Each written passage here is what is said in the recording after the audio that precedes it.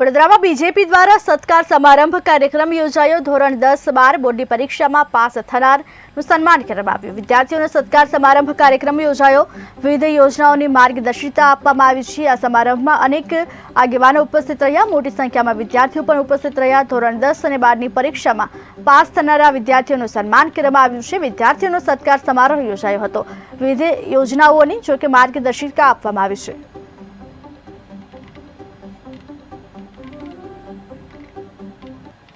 ધોરણ 12 સાયન્સના તેજસ્વી વિદ્યાર્થીઓના સન્માનનો કાર્યક્રમ સાથે સાથે ઓબીસી સમાજના બક્ષીબંધ સમાજના અગ્રણીઓનો સન્માનના કાર્યક્રમનું આયોજન કરવામાં આવેલ છે।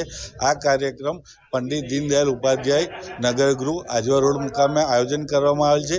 આ કાર્યક્રમનો મુખ્ય હેતુ એવું છે કે ઓબીસી સમાજના આર્થિક રીતે નબળા બાળકોને સમાજના અન્ય સમાજના બક્ષીબંધ સમાજના અગ્રણીઓ મદદરૂપ થઈ અને એને ઉચ્ચ અભ્યાસની અંદર જે કાંઈ જરૂરિયાત હોય પુસ્તકથી લઈને ટ્યુશનથી લઈને બીજી રીતે એની સહાય કરી શકે।